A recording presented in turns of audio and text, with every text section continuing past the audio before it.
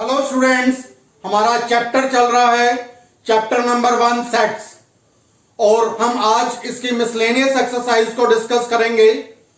जो miscellaneous exercise के questions हैं they are most important questions और इन क्वेश्चन में डिफिकल्टी लेवल भी एक्सरसाइज से थोड़ा सा ज्यादा है। तो मैं ये चाहूंगा कि इन क्वेश्चंस को समझने के लिए कम से कम वीडियो को 2 बार देखा जाए, तभी आप इन क्वेश्चंस को अच्छे से समझ सकते हो। आइए शुरू करते हैं मिसलेनियस एक्सरसाइज ऑफ चैप्टर 1। आज हम चैप्टर 1 की मिसलेनियस एक्सरसाइज के बारे में पढ़ेंगे।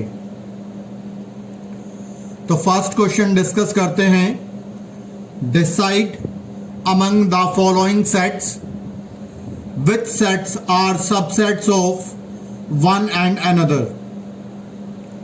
Set A is given in the set builder form, that is x, such that x belongs to real number and x satisfy x square minus 8x plus 12 equals to 0. हम इस quadratic equation को solve करेंगे। Quadratic equation को solve करने पर x की हमारे पास 2 values आ जाएंगी। मिडल टर्म को स्प्लिट करेंगे, -6x -2x। सिंप्लीफाई किया तो x की 2 वैल्यूज आ गई 2 and 6। तो A is a set containing the element 2 6।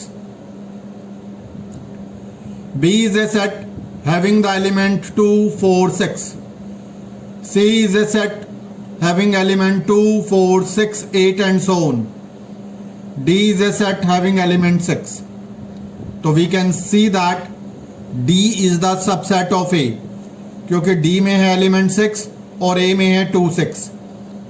Similarly A is the subset of B. A में एलिमेंट है 2 6, B में एलिमेंट है 2 4 6। B is the subset of C. B में एलिमेंट है 2 4 6, C में है 2 4 6 8 and so on. तो it means D is subset of A is subset of B is subset of C.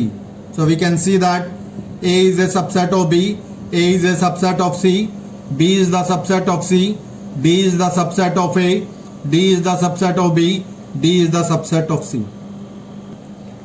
Next is question number 2.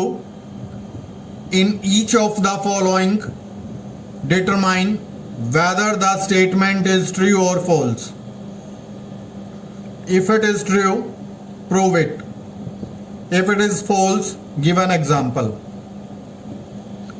तो बेटा इस चीज में आपको एक चीज समझनी होगी कि जब हम किसी मैथमेटिकल स्टेटमेंट को प्रूव करना चाहते हैं तो प्रूव करने के लिए हम एक जर्नल मेथड का यूज करना पड़ता है। हम एग्जाम्पल लेकर प्रूव नहीं करेंगे। जब हमें किसी स्टेटमेंट को फॉल्स प्रूव करना है तो फॉल्स प्रूव करते समय हम एग्जाम्पल का यूज कर सकते हैं। एक बार दोबारा रिपीट करता हूं, इस बात को सभी अच्छे से समझ लें कि जब कोई मैथमेटिकल स्टेटमेंट को हमें ट्रू प्रूव करना है तो हमें जर्नल मेथड लेकर प्रूव करना होता है, और जब किसी मैथमेटिकल स्टेटमेंट को फॉल्स प्रूव करना हो तो एग्जाम्पल लेकर फॉल्स प्रूव किया जाता है। तो यही इस क्वेश्चन में कहा गया। तो फर्स्ट पार्ट है, if x belongs to A, x element है सेट A का and A belongs to B, set A element है सेट B का, then x belongs to B, तो x B में भी लाई करेगा। तो यहां पर बेटा x belongs to A and A belongs to B, then x belongs to B is a false statement. क्योंकि ये स्टेटमेंट फॉल्स है तो एक एग्जाम्पल लेकर हम इसको फॉल्स प्रूव करेंगे। हमने एक सेट ले लिया सेट A जिसके अंदर एलिमेंट लाई करता है A विद करले bracket, this is the set A। Set B लिया, इसके एलिमेंट हैं set A and B। Set A जो है इसका एलिमेंट है।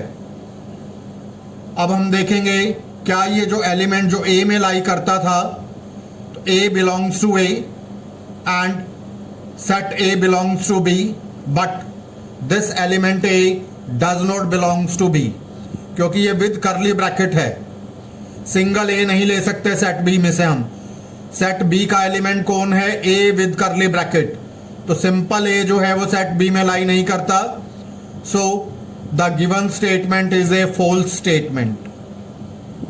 If A is a subset of B and B belongs to C, A के सारे एलिमेंट लाई करते हैं बी में और बी एज ए एलिमेंट है सी का, then A belongs to C, तो ए भी एज ए एलिमेंट होगा सी के अंदर, ये हमें चेक करना है। It is answer is no, that is false, it is not true. एक एग्जाम्पल लेकर हम सेटिस्फाई कराएंगे ये ट्रू क्यों नहीं है। तो एग्जाम्पल लेते हैं बेटा, let A is a set having element 2 4 6। A subset है बी का, तो बी के एलिमेंट लिए 2 4 6 एंड 8। ए के सारे एलिमेंट बी में लाई करते हैं, A is a subset of B. C set लिया हैविंग एलिमेंट 1, फिर with curly bracket 2 4 6 8, set B as a element है सेट सी के अंदर एंड द एलिमेंट इज 9। तो गिवन कंडीशन हुई B belongs to C, A is subset of B. Clearly we can say that A is subset of B and B belongs to C, but A does not belongs to C. ए जो है 2 4 6 with curly bracket लाई नहीं करता है सी के अंदर, क्योंकि 2 4 6 8 lie करता है, this is set B, this is not set A, so A does not belongs to C. If A subset of B and B subset of C, then A subset of C, yes it is true.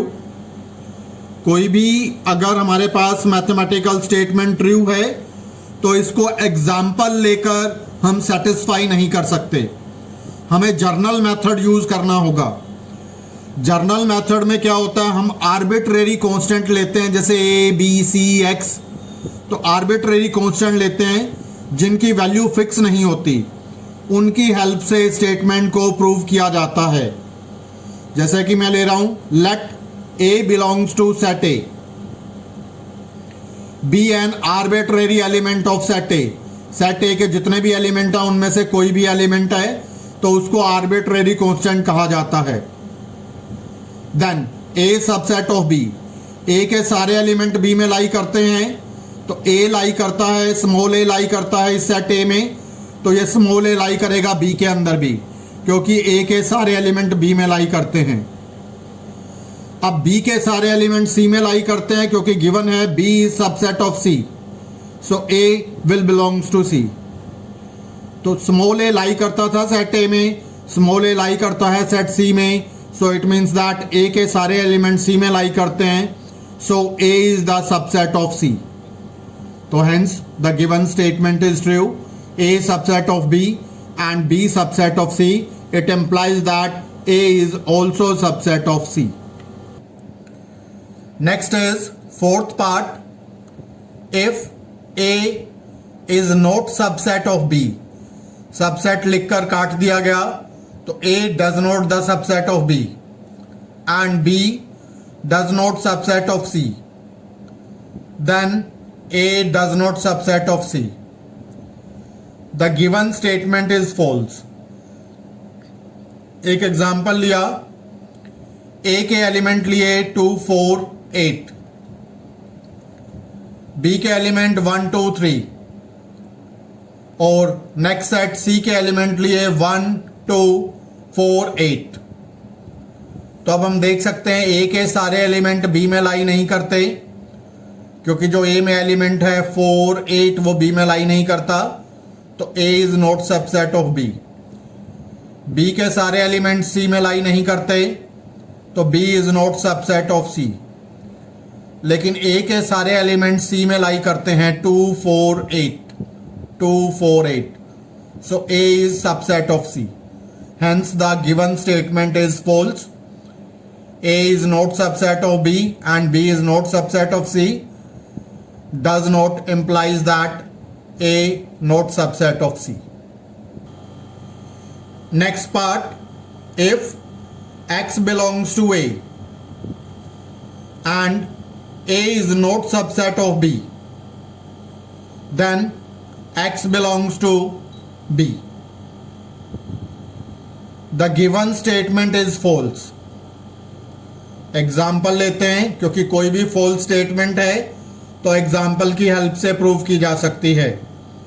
Late set A has element 1 2 3. Set B has the element, this is 2 3 4.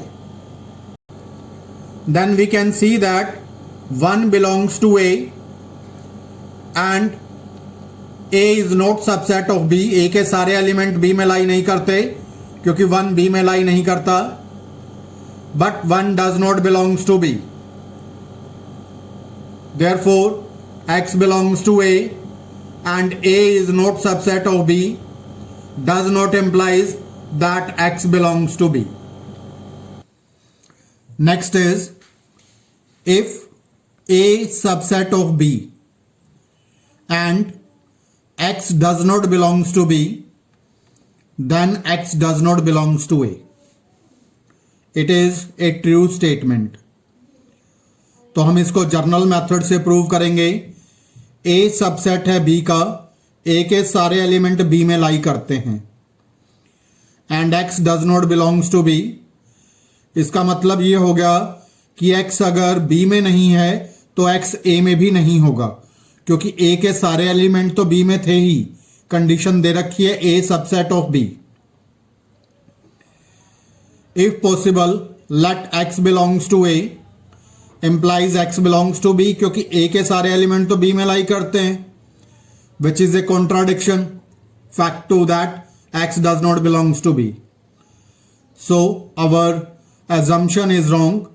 Hence A is subset of B and X does not belongs to B implies that X does not belongs to A. Next is question number 3. Let A, B and C be sets such that A union B is equal to A union C and A intersection B is equal to A intersection C. Show that B is equal to C. जब हमें दो sets को equal prove करना है तो हमने क्या किया, सबसे पहले लिया A union B. It is given that it is equal to A union C. तो हमने यहां पर लिया A union B with intersection C. A union B की जगह पर हमने लिख लिया A यूनियन C, क्योंकि इक्वल दे ही रखे हैं हमें. फिर एक बार A का इंटरसेक्शन लिया C के साथ, बीच में यूनियन का साइन, A इंटरसेक्शन C, बीच में यूनियन. फिर एक बार C का इंटरसेक्शन लिया, दिस इज यहां लेफ्ट हैंड साइड ली पहले. फिर एक बार B का इंटरसेक्शन लिया हमने C के साथ. दोबारा देखते हैं, एक बार A का इंटरसेक्शन C के साथ A इंटरसेक्शन C, और एक बार B का इंटरसेक्शन C के साथ, that is B intersection C. A intersection C union B intersection C. A union C का इंटरसेक्शन लेंगे C के साथ. C के एलिमेंट तो हैं ही इस यूनियन में, तो जब इन दोनों का इंटरसेक्शन लेंगे तो आंसर आ जाएगा C. तो हमारे पास फर्स्ट पार्ट आ गया, that is A intersection C के प्लेस पर अप्लाई कर दिया A इंटरसेक्शन B, क्योंकि ये हमें दिया हुआ है A intersection B is equal to A intersection C. तो इसके प्लेस पर लगाया A intersection B union B intersection C. It is equal to, that is set C. This is the first part. एक बार दोबारा से लेंगे A union B equal to A union C. दोनों साइड पर इसका इंटरसेक्शन ले लिया सेट B के साथ. A union B intersection with B, A union C intersection with B. फिर हमने A यूनियन B का इंटरसेक्शन लिया सेट B के साथ.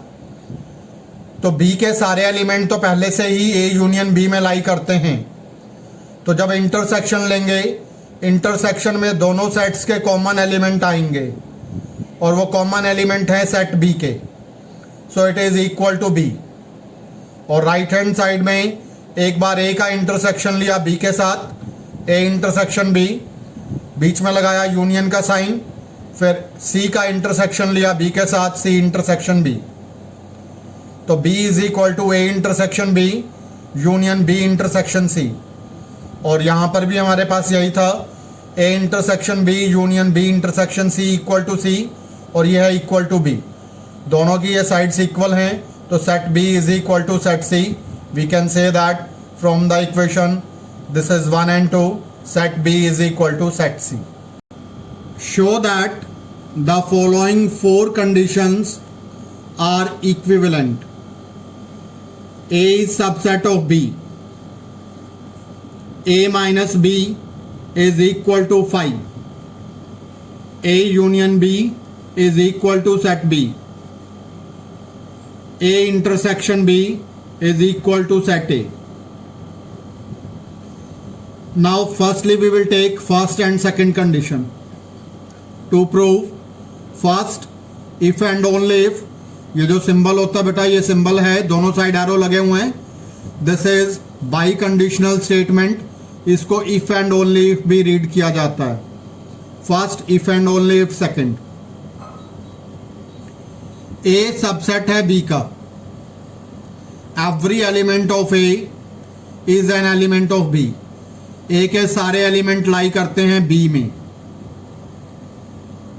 तो A minus B is equal to, A minus B में हम लिखते हैं सेट ए के एलिमेंट जो बी में ना हो, लेकिन हम ऊपर ही कह चुके हैं ए के सारे एलिमेंट बी में हैं, तो कोई भी एलिमेंट नहीं आएगा, आंसर आ गया 5। So first implies second, so this is the first part. Next, second implies third. Second है a minus B equals to 5 if and only if set a minus B is an empty set.